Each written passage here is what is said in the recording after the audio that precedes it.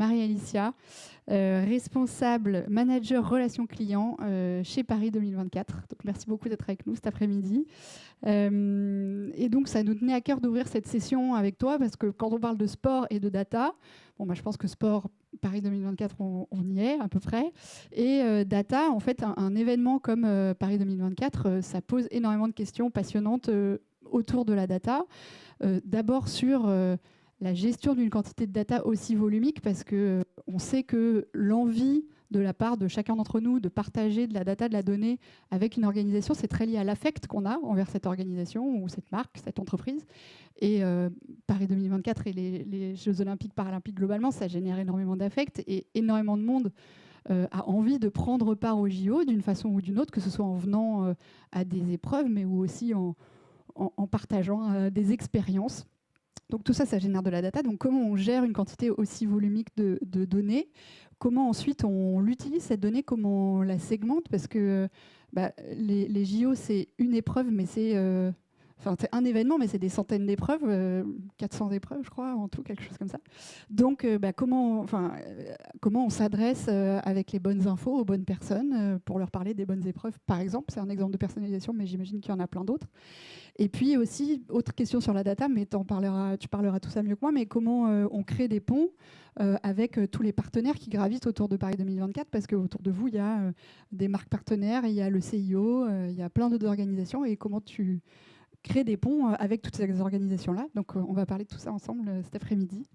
Et donc, pour commencer, est-ce que tu peux nous dire en quoi Paris 2024, d'un point de vue data, est un événement unique et inédit? Alors bonjour à tous. Premièrement, sur la partie data, ce qu'il faut bien avoir en tête... Ah non, je crois qu'il y a une petite vidéo d'abord. Ah, elle est en fond? Parfait. Donc tout construire très rapidement. Donc on a commencé à initier la stratégie de collecte de data il y a, je dirais, 4-5 ans, avec la base du club, qui a commencé à collecter les super fans des jeux progressivement. Et là, on est vraiment sur une tendance exponentielle, avec la base qui a explosé en quelques mois. On est autour de, pas loin de 5 millions. Et le tout s'est passé en 2-3 mois. Donc on a à la fois... Comment est-ce qu'on arrive à gérer cette base qui est très engagée, ou aussi des personnes un peu plus opportunistes qui s'inscrivent pour la billetterie et qu'il faut qu'on arrive à engager dans le temps jusqu'au jeu. Tout le monde n'aura pas de billets, malheureusement. Mais comment est-ce qu'on arrive à engager la France, les fans des Jeux Olympiques, sur ce super projet, en faisant passer des messages très positifs sur le sport, sur l'inclusion et tout ça. Donc c'est vraiment tout construire très très rapidement, engager les différentes typologies de population qu'on a en base, les super fans, ceux qui vont acheter les billets et ceux qui n'en auront pas, en les gardant vraiment engagés jusqu'au jeu. Donc ça, c'est vraiment comment on gère cette base très exponentielle. D'un point de vue plus organisationnel, aussi compliqué de se bencher sur d'autres événements et des jeux passés. Les jeux passés n'avaient pas les mêmes systèmes de billetterie. Donc chaque marché vendait les billets pour son marché. Nous, on vend pour le monde entier. C'est la première fois. Les jeux de Tokyo étaient très particuliers parce que pas de spectateurs. Et les autres jeux étaient il y a un peu plus longtemps. Donc, compliqué de construire une organisation data qui soit efficace, qui réponde parfaitement à nos besoins, en partant d'hypothèses réalistes, parce qu'en fait, il n'y en a pas beaucoup, quoi. Voilà, donc c'est un peu ça. Pardon, c'était pas dans la question, mais tu disais que vous aviez commencé à collecter de la data il y a 4 ans, 5 ans? Je dirais que le club 2024 a commencé il y a 3 ans et demi, 4 ans, les premiers, quoi. Ok. Et comment vous donniez envie, il y a 4 ans, aux gens de déjà s'inscrire à un club pour un événement qui arrivait 4 ans plus tard? C'est un programme d'engagement, donc la proposition de valeur qu'on avait, c'est suivre les coulisses de Paris 2024, donc comprendre l'organisation, voir comment on met tout ça en place, et également faire participer, donc à l'époque c'était vraiment les super fans, le cœur de cible, à l'organisation en rencontrant les athlètes, en participant au test event, participer à l'organisation avec nous. Là on parlait d'une base qui se comptait en dizaines ou centaines de milliers, c'était un peu plus restreint. Et en 2022, on a eu des stratégies d'acquisition un peu plus massives pour vraiment faire grossir cette base de données du club, qui aujourd'hui est notre base de données Paris 2024 et qui est à 4-5 millions. Ok, super intéressant. Et donc, 4-5 millions aujourd'hui de membres en base. Et donc, comment vous utilisez cette data? Alors aujourd'hui, donc, encore une fois, elle commence à être assez volumique, cette data. On essaye de la qualifier un maximum pour bien comprendre qui est dans la base de données. Ce qui est intéressant, c'est que donc, on avait les super fans à l'époque. Maintenant, on a aussi des personnes un peu moins proches du mouvement sportif. On a beaucoup de familles qui sont là parce qu'elles sont intéressées par l'événement, qui ont envie de faire vivre les Jeux à leur famille. On a aussi pas mal ce qu'on appelle les FOMO, donc les personnes qui ne sont pas forcément fans de sport, mais qui se disent que les jeux à Paris, c'est quand même dingue, et donc ils se sont inscrits un peu par curiosité. Et on a les personnes qui pratiquent le sport. Donc c'est les 4 grandes cibles qu'on a. Ça, c'est les grandes cibles marketing. Après, on qualifie très régulièrement sur les sports d'intérêt, ce que les personnes veulent faire. On score un peu la base sur les personnes qui sont appétentes ou pas appétentes. Est-ce qu'elles réagissent quand on leur envoie un challenge qui leur propose de rencontrer un athlète, ou est-ce que c'est pas trop leur truc? Et dans ce cas, on va plutôt leur parler de billetterie ou juste des grandes annonces. Donc on qualifie de manière très très régulière pour les garder engagés jusqu'au jeu, parce que c'est ça notre objectif. On veut en 2024 avoir une base qui est très réactive, qu'on puisse leur faire vivre une expérience qui soit incroyable, mais aussi avoir des données contactables et réceptives pour pousser des messages un peu plus sur la sécurité, sur l'organisation. On a des enjeux importants là-dessus. Donc, la qualification nous sert à les garder bien actifs pour qu'en 2024, on ait une base sympa avec laquelle travailler. Ouais, c'est ça. Et générer aussi de la notoriété et de l'envie sur des épreuves qui sont peut-être moins prisées que les épreuves stars des JO. Oui. Alors, on a encore aujourd'hui beaucoup de billets à vendre, donc n'hésitez pas, ça réouvre demain. Mais donc c'est ça, c'est aussi donner envie. En fait, il y a beaucoup de personnes qui partaient avec le rêve de voir la finale de judo ou voir l'athlétisme à Versailles. Ça, c'était génial. On a bien vendu ces places-là. Il faut aussi aujourd'hui qu'on donne envie sur le sport féminin, sur le foot, sur les sessions qui sont en province. Et donc ça, c'est un petit peu plus compliqué. Et donc c'est via cet engagement, via tous ces contenus qu'on pousse, qu'on arrivera derrière à les convertir sur des choses un peu plus business, la billetterie et les produits dérivés. Mais on a quand même un gros challenge là-dessus, de donner envie sur ces sports-là qui sont un petit peu moins plébiscités en général. Ok. Et après, donc, c'est ce qu'on voit sur ce slide-là. Vous utilisez donc cette donnée pour mesurer la performance commerciale, l'expérience. Ouais. En fait, on s'en sert pour 3 grandes choses. La première, donc, c'est ce dont je parlais à l'instant, c'est les performances commerciales. Donc, sur la billetterie, qui est quelque chose qui est très important pour financer les Jeux. Les Jeux Olympiques sont financés en grande partie par les partenaires qui nous financent, mais également par la billetterie. Donc, un gros enjeu sur la billetterie et sur les produits dérivés. Et donc, c'est ce que je racontais à l'instant, la base qu'on essaie de qualifier et de convertir dans le temps sur du billet et des produits dérivés, idéalement.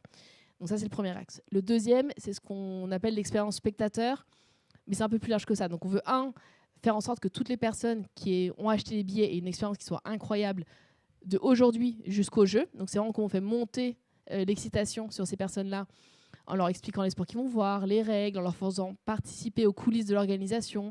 On a pas mal de membres du club qui vont voir les test events, donc ils vont voir les sites, ils vont rencontrer les athlètes. Donc comment est-ce qu'on les fait vivre une expérience incroyable pour ceux qui ont acheté les billets, mais aussi pour ceux qui n'ont pas acheté de billets. On veut des jeux populaires et on veut que toute la population, au moins française, alors le monde idéalement, mais au moins française, vive les jeux depuis chez eux. Et donc ça passe beaucoup par les communications qu'on leur envoie. Et le troisième aspect, qui est vraiment différent, c'est se servir de toutes ces données qu'on a collectées pour aider toutes les autres directions à dimensionner les activités. J'ai un petit exemple dont on parlera tout à l'heure, mais comment est-ce qu'on aide les équipes vraiment terrain à savoir qui sera dans les stades, quand ils vont arriver, leurs attentes, est-ce qu'ils vont passer 1 semaine ou 2 jours à Paris. Donc voilà, donc on essaye de se servir de cette data-là pour leur fournir des analyses, des petites tendances pour les aider à s'organiser. Parce que comme je disais, les Jeux Olympiques d'été, c'est tous les 4 ans, mais en 4 ans, ça change beaucoup. Donc si on se base que sur les chiffres du jeu précédent, c'est pas assez bien. Voilà. Ok. Pardon. Tu voulais commenter ça ? Oui, c'est un peu ce que j'ai dit, mais en gros, donc premièrement, la data, c'est quoi chez P24 ? Premièrement, une base de fans très engagés qu'on active pour les faire rêver et aussi pour leur vendre des produits pour nous aider à financer les jeux, parce que c'est un objectif qui est important pour nous. La data, c'est aussi quelque chose qui est parfois compliqué, c'est sur les échanges qu'on a avec le CIO. Donc nous, on est Paris 2024, le comité d'organisation des Jeux olympiques et paralympiques de Paris 2024. Et on travaille énormément avec le CIO, qui est l'organisme international qui est pérenne de jeu en jeu et qui a une stratégie data qu'ils développent de plus en plus, où ils veulent acquérir toutes ces données que les comités d'organisation collectent pour avoir une vision un peu long terme sur la donnée, arriver à la valoriser, à la monétiser. Voilà. Donc il y a toujours cet équilibre qui est un peu fin entre ce que nous on collecte et ce qu'on en fait nous, Paris 2024, et comment on aide le CIO à répondre à ces objectifs qui sont un peu plus long-termistes et assez différents des nôtres. Eux vont beaucoup vouloir pousser des offres commerciales, nous on va plutôt vouloir faire rêver les gens, il faut trouver le juste milieu. Voilà. Donc il y a ça qui est intéressant en termes de collaboration data et de comment est-ce qu'on construit la data de Paris 2024 avec le CIO, qui est comme un partenaire. Ce que je dis, donc on se sert aussi de cette base de données pour faire un centre de services d'analyse en interne au service des jeux, des opérations, au terrain, de la billetterie, etc. Bien sûr, on fait attention à tout ce qui est légal, gestion des droits et compagnie, c'est une évidence. Également un point sur les partenaires qui nous financent, qui sont très souvent intéressés par la base de données et toutes les données qu'on a à notre disposition. On a quand même une base qui est très réactive de fans de sport, de familles, de personnes qui sont prêtes à mettre de l'argent sur des événements sportifs. Voir comment on bosse avec nos partenaires pour les aider aussi à répondre à leurs propres objectifs sans sursolliciter la base. Donc il y a toujours ces échanges intéressants avec les partenaires. Et enfin, j'en parlerai un peu plus tard, l'héritage data. Qu'est-ce qu'on fait de la donnée après 2024 ? On sera dissous fin 2024. Qu'est-ce qu'on fait de toutes ces data et de tout le programme d'engagement qu'on a créé ? Comment est-ce qu'on arrive à le léguer au mouvement sportif français de manière intelligente pour que tout ça serve à quelque chose et qu'on arrive à engager un petit peu au moins les Français sur le sport et qu'on profite de P24 pour le faire. Ok, merci. Donc là, tu nous as décrit la vision marketing de l'utilisation de la data et je trouve ça assez impressionnant parce que vous êtes en fait une jeune start-up un peu finalement et en peu de temps, vous avez mis en place énormément de choses d'un point de vue marketing et utilisation de la data. Donc bravo pour ça déjà. Mais est-ce que tu peux nous décrire d'un point de vue plus technique et technologique qu'est-ce que vous avez mis en place comme écosystème pour gérer justement toute cette data ? Oui, bien sûr. Alors, on a la chance d'avoir comme partenaire Salesforce. Donc, on a créé une base de données sur Salesforce. Donc, pour les connaisseurs, on a une brique Salesforce Service Cloud qui vient alimenter Salesforce Marketing Cloud, qui est notre outil qui nous permet d'envoyer toutes les communications, que ce soit des emails, des SMS, mais également des push notifs via les applications mobiles. Voilà, donc, on bosse sur Salesforce et ce qu'on fait depuis quelques temps, c'est vraiment d'agréger toutes les sources de collecte de Paris 2024, parce qu'elles sont assez nombreuses. Bizarre, enfin, c'est surprenant, mais il y en a quand même plein. Au sein de Salesforce, il faut quand même créer une vision agrégée à l'individu et pouvoir adresser les personnes de manière pertinente. Les grosses sources de données, de collecte de données qu'on a sont notre site institutionnel, qui génère quand même pas mal d'inscrits, de personnes, de curieux qui veulent en savoir plus. Le site de la billetterie, qui nous a fait un pic incroyable en décembre 2022 et qui continue à faire des pics dès qu'on réouvre la billetterie. On a également, alors ça c'est pour l'instant un petit peu léger, mais ça va monter en puissance, les sites de produits dérivés, notre partenaire qui vend tous nos produits dérivés. Et en parallèle donc, de ces touchpoints un peu institutionnels, on a aussi des stratégies proactives de collecte de data, notamment via Meta, des stratégies de réseaux sociaux relativement classiques. Donc, au sein de Salesforce, on agrège tout ça. Et le club. J'ai oublié le club. Il y a la plateforme du club qui collecte beaucoup de données. Au sein de Salesforce, on déduplique le tout pour savoir que Laure, qui est membre du club depuis 3 ans, a acheté un billet pour l'athlétisme, est super intéressée par le basket, mais elle n'a pas eu de place pour le basket, et est très engagée, ouvre et clique sur tous nos emails. Donc voilà, on a Laure et on a en parallèle les personnes qui se sont inscrites il y a 3 ans, qui n'ont pas eu de billet. Une base qui est quand même très réactive, donc on a peu qui ont carrément décroché, mais qui est quand même quelqu'un à risque, il faut qu'on engage. Donc tout ça, on fait ça dans Salesforce. Ça nous permet aussi d'identifier nos 4 grandes familles marketing que je vous ai exposées tout à l'heure, donc les fans de sport, les sportifs, les FOMO et les familles, et qu'on adresse via les différents canaux de communication. Voilà, donc c'est vraiment Salesforce, notre hub de data, dont on se sert pour orchestrer toutes les campagnes. Ok. Voilà. Et on a connecté Salesforce, on est en train de connecter Salesforce aux applications mobiles, il y en aura plusieurs, pour envoyer des push notifs. Ça, c'est un point important pour qu'on puisse vraiment... Aujourd'hui, on est beaucoup sur le canal email qui est moins coûteux et qui fonctionne bien, qu'on est sur de l'anticipation et de l'engagement parce qu'on peut raconter plein de choses. Pendant les jeux, on aura la nécessité absolue d'être très, très réactif. Si on apprend qu'il se passe un événement X ou Y sur le site et qu'il faut qu'on prévienne tous les spectateurs très, très rapidement de sortir, changer de porte... ou juste canicule, on va être sûr qu'il n'y a pas trop de personnes qui fassent des malaises, donc on a des messages très importants à faire passer. Il faut qu'on ait des canaux plus instantanés. Donc on va utiliser le SMS, qui est assez coûteux.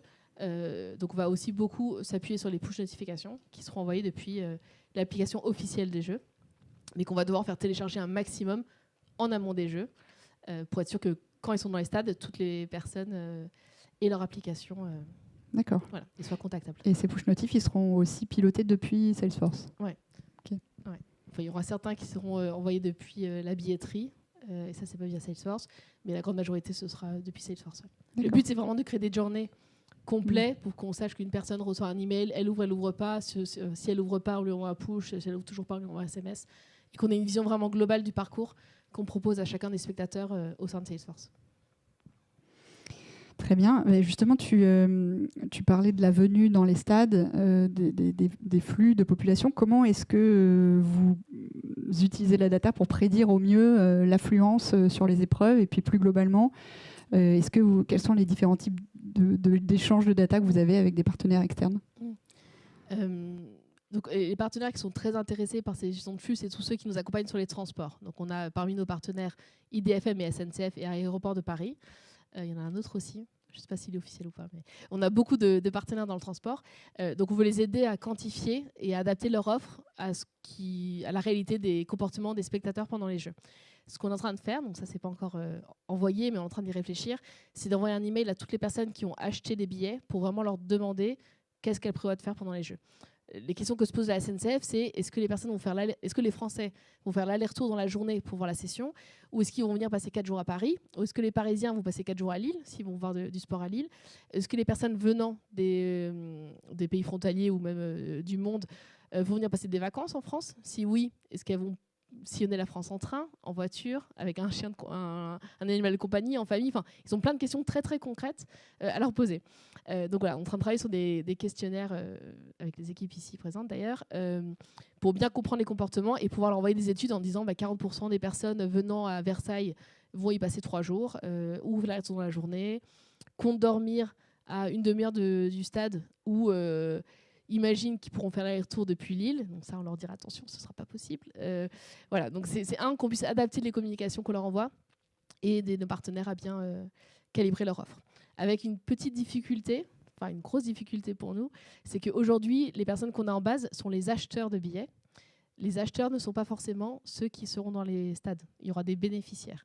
Donc il y a un moment, c'est plutôt en 2024, on va demander à toutes les personnes qui ont acheté les billets, on a en général, je crois, 11 billets par tête, de déclarer pour qui ils ont acheté. Et d'ailleurs, on le demande déjà un peu ici pour comprendre les comportements, mais est-ce que c'est pour eux, pour leur famille, pour leurs amis? Est-ce qu'ils vont y aller ensemble? Et donc les données qu'on collecte aujourd'hui nous donnent une tendance, mais c'est encore une fois pas la personne qui sera dans le stade.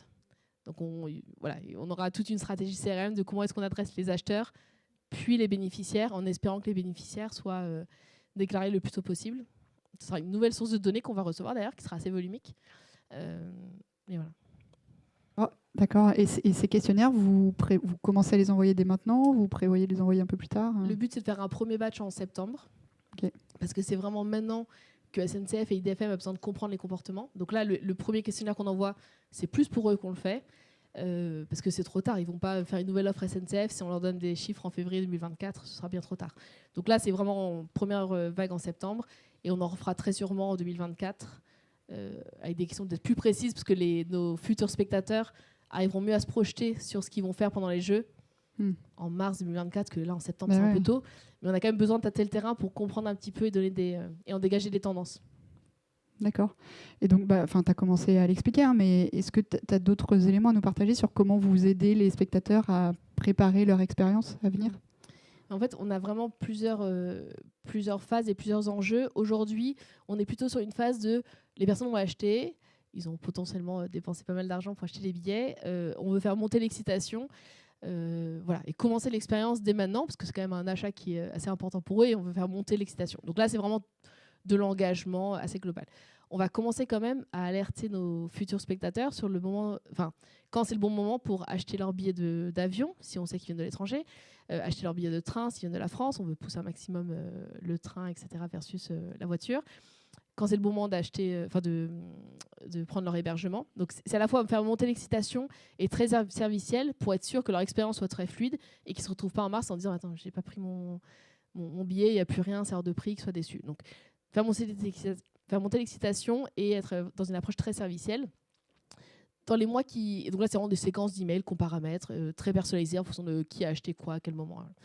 À l'approche des Jeux, on va plutôt passer sur vraiment des informations plus pratiques. On va être assez concret dans ce qu'on leur envoie. Il y a beaucoup de choses qu'on pourra faire, beaucoup de choses qu'on ne pourra pas faire dans les venues, et on va être sûr que tout le monde ait bien compris ce qui est autorisé, ce qui n'est pas autorisé. Voilà, donc vraiment beaucoup d'informations. Et donc là, aujourd'hui, on a un énorme travail, plus de contenu. C'est moins un travail technique pour l'instant. Ça viendra plus tard quand on aura tous les acheteurs en base et qu'on va commencer à identifier les bénéficiaires. Donc un travail très méticuleux de ciblage, session par session. Quelqu'un qui a une session, qui a 2 sessions le même jour, qui a une session ou 2 sessions avec un jour d'écart.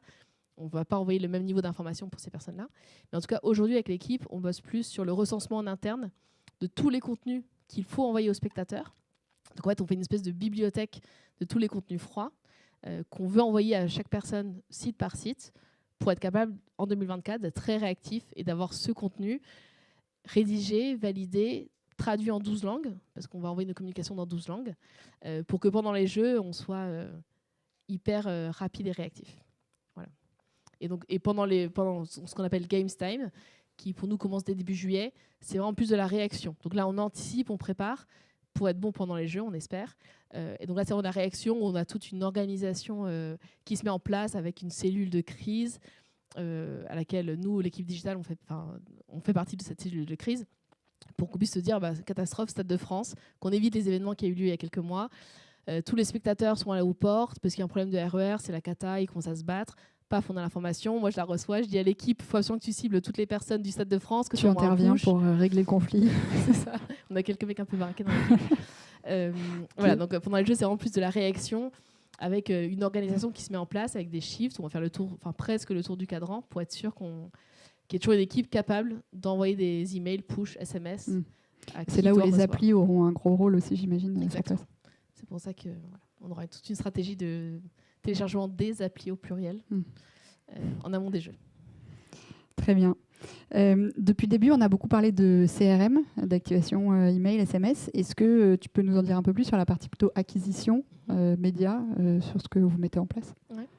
Alors, on fait assez régulièrement des campagnes de paid qu'on coordonne au sein de l'équipe digitale, soit dans des démarches très notoriété, parce qu'on a plein de messages à faire passer, pas mal de contenu, de vidéos, etc. Donc là, c'est pas très axé data parce qu'on veut juste arroser la France ou le monde avec les contenus et les grandes annonces qu'on fait. On a aussi des approches très perf pour la billetterie, pour les produits dérivés et l'année dernière aussi pour générer des inscrits au club, donc des leads de qualité au sein de la base du club. Ce qui est intéressant, c'est qu'on arrive vraiment à faire des liens entre les deux. Le CRM alimente le média, notamment pour la billetterie. On se rend compte que les lookalikes, donc les profils jumeaux des membres du club les plus actifs qu'on avait réussi à collecter déjà en 2021-2022 nous ont permis de générer des coûts d'acquisition super intéressants sur la billetterie. Donc en fait, on fait vraiment le lien et on se rend compte que notre cœur de cible CRM nous permet d'aller chercher les personnes très appétentes et qu'on arrive à convertir à moindre coût sur la partie média. Donc c'est des stratégies qui ont bien marché. Après, ça reste une petite part du budget média qu'on dépense. On ne peut pas se reposer exclusivement sur ces synergies CRM média parce qu'on a besoin d'aller chercher un peu plus de choses. Et donc, on a complété avec pas mal de stratégies. Google Perf Max qui a très bien marché, du méta toujours, un peu de display. Mais en tout cas, on voit des synergies assez intéressantes sur les deux. Et aussi, on se rend compte qu'il y a pas mal de médias qui étaient dépensés à l'époque pour faire grossir cette base du club. Donc, c'est vraiment un travail de patrimonialisation de la data un peu long terme qui a été payante parce que cette base a aussi été notre première source de conversion pour la billetterie. Donc, les personnes qu'on est allé chercher dès 2020-2021 sont aussi les personnes qui ont le plus converti pour la billetterie. Donc, c'est investir pour 2 ans plus tard, arriver à convertir sur les personnes qu'on aura réussi à chauffer un peu pendant 2 ans et qui ont sauté sur la billetterie et qui ont acheté. Donc, très bien. Donc, on voit justement l'intérêt et l'utilité de réfléchir sur le temps long. Et voilà, tu le disais, les jeux, après fin 2024, ça sera fini. Est-ce que vous avez de la vision, des projets sur une possibilité de continuer à utiliser toute cette data qui a été générée jusque-là? C'est un sujet qui est vraiment important pour nous. C'est une opportunité incroyable de léguer au mouvement français, sportif français, toutes ces personnes qui sont intéressées par les jeux, qui nous ont dit qu'elles aimaient un sport en particulier. Il y a pas mal de fédérations qui ne connaissent pas du tout les personnes qui sont susceptibles d'être intéressées par leur sport. On a aussi des programmes d'engagement, donc le club qui a réussi un peu à engager les Français et qui a beaucoup de l'air. Donc on y réfléchit beaucoup. Il y a 2 angles de réflexion. Le premier, c'est comment est-ce qu'on arrive à léguer le projet marketing et le concept pour qu'ils le reprennent et qu'ils l'incarnent après Paris 2024, notamment très axé autour du supporterisme. comment est-ce qu'on transforme un peu le club Paris 2024 en un club de supporters pour que demain, ce soit les supporters qui puissent aider les fédérations, etc., sur les événements. Et le deuxième, c'est un angle de réflexion un peu plus technique. Comment est-ce qu'on lègue cette immense base de données avec un modèle de données qui est titanesque aussi, parce qu'on avait plein de sources et qu'on a construit dans le temps, donc on n'a pas forcément fait les choses parfaitement, donc un modèle un peu compliqué. Et comment est-ce qu'on peut le léguer à des équipes qui sont moins staffées que nous, qui ont potentiellement moins de budget que nous, et qu'on s'assure que quand on leur envoie la base, ils sachent en faire quelque chose. Donc on commence déjà à y travailler maintenant. Idéalement, on arrive même à léguer des choses avant même Paris 2024 pour être sûr que ce soit bien repris et réutilisé par le mouvement sportif. En fait, on se dit que si on le fait après les Jeux, si on est réaliste, on va tous arrêter, on va être virés. on sera plus sur le pont, on n'aura plus de budget, on n'aura plus l'envie. Donc, plus on lègue tôt, plus on a de chances que ce soit repris. Donc, on y réfléchit dès maintenant, quoi. Bon courage, Marie-Alicia. Je pars en vacances, moi. Merci beaucoup. Franchement, je trouve ça vraiment passionnant. J'espère que ça vous a intéressé aussi. Je ne sais pas s'il y a des questions dans le public. Oui. On va vous faire passer un micro parce qu'il y a des gens qui sont connectés à distance. Donc comme ça, ils pourront entendre la question.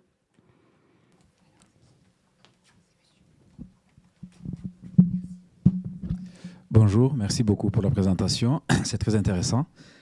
J'ai juste deux questions liées. Et d'ailleurs, comment envisagez-vous de gérer ces données en termes de cybersécurité? Je pense, ce n'est pas un souhait, qu'on risque d'être attaqué par les hackers qui peuvent dévier votre communication. Par exemple, voilà, ils vont dire que demain, il n'y a pas de match au Stade de France, au Kenya. Est-ce que vous avez pensé à ça? Ça, c'est un. Et deux, vous avez évoqué les partenaires, mais je n'ai pas, à ma connaissance, j'ai pas entendu parler des services de sécurité. Si, par exemple, vous, via votre application, votre flux de données, vous dites aux gens que bon, voilà, il faut privilégier le métro plutôt que le RER B, et qu'en même temps, la police ou la gendarmerie dit autre chose, est-ce que vous avez pensé à ça? Où placez-vous le curseur? À quel endroit, à quel moment vous dites, bon, voilà, on prend des limites, on s'arrête par là, on laisse le reste pour la sécurité, les services de sécurité nationale? Merci beaucoup. Ouais. C'est une bonne question. Alors oui, on y a pensé, sinon ce serait un peu inquiétant. Sur la partie cybersécurité, on a une équipe dédiée, avec des personnes qui sont dédiées au sujet et qui mettent beaucoup d'énergie. Alors, les projets qu'on a, c'est aussi héberger toutes les données sur des clouds privés, faire attention de où on héberge les données. On a beaucoup de tests d'intrusion très réguliers pour faire attention à toute la donnée qu'on héberge. Salesforce est un outil qui est quand même très puissant. On se fait accompagner par eux pour être sûr que tout soit bien carré. Ça veut pas dire qu'il n'y a pas de risque, mais en tout cas, c'est un sujet qui est très présent et auquel on accorde beaucoup d'importance. Donc ça, c'est pour la première question. Et donc la deuxième, oui, j'ai cité les transports, mais on a également les services de sécurité. Je les pointe très régulièrement avec eux, avec le directeur de la sécurité qui, est intéressé par nos études pour comprendre ce qui va se passer dans les stades. Donc lui, il est d'abord preneur de ce genre c'est pas des panels, mais d'études pour comprendre ce que vont faire les spectateurs pendant les Jeux. Et on a également tout un circuit, un process de redescente d'informations depuis soit les équipes de sécurité, soit l'État, qui sera bien sûr présent dans cette fameuse cellule de crise dont je parlais, qu'on appelle le MOC, pour que nous, on puisse être leurs bras armés si jamais ils ont des messages à faire passer. Donc en fait, c'est vraiment en amont, on leur donne des informations pour les aider à quantifier, calibrer, comprendre le comportement des spectateurs. Et pendant les Jeux, un process de communication entre eux et nous très proche pour envoyer des communications. Sachant que s'il arrive quelque chose de très très grave du type attentat, ce qu'on ne souhaite pas, là l'État a la capacité d'envoyer des SMS en fait, à tout le monde. Donc c'est pas besoin de nous pour le faire. Donc on espère qu'on n'a pas besoin de faire recours à ça. Mais en tout cas, cette option existe. Et ils peuvent faire appel à nous pour envoyer des SMS, emails, push dans des cas qui sont graves, mais un tout petit peu moins graves que celui que je viens de citer. Mais voilà, on est vraiment leurs bras armés. On leur parle très très régulièrement. Moi, j'ai eu plusieurs réunions avec les préfectures, mairie de Paris, tout ça. Donc voilà. C'est une collaboration très très étroite avec ces services parce que c'est une des premières préoccupations de Paris 2024, c'est de faire en sorte que les Jeux se passent bien et en sécurité pour tout le monde. Donc, voilà. Et aussi sur la partie sécurité, on essaye de réfléchir à comment on peut identifier les spectateurs qui viendront aux aux événements non payants, parce qu'en fait, Paris 2024 organise énormément d'événements non payants, ce qu'on appelle les road events. Donc, c'est suivre le marathon. On a aussi des personnes qui vont courir le marathon de Paris, des personnes non athlètes, quoi, vous et moi. Il y aura beaucoup de célébrations. C'est un projet qui tient. On va créer beaucoup de célébrations. Donc, célébrations, ça peut être sur les parvis d'hôtels de ville, dans des bars, etc. On va créer beaucoup de choses. Donc, on est en train de développer une carte des jeux qui va recenser l'intégralité des initiatives festives de célébration de Paris 2024 en France. Aussi dans une logique d'arriver à identifier qui y sera pour être en mesure, si on a besoin, d'envoyer un maximum de communication aux personnes, même si elles n'ont pas de billets payants, pour qu'on puisse faire passer des messages de sécurité. Notamment pour la cérémonie. Merci beaucoup. Non, mais je ne sais pas si cérémonie. Merci beaucoup. On arrive au bout du temps. Merci beaucoup, Marie-Alicia. De rien. Et très bonne suite de session Sport et Data à vous.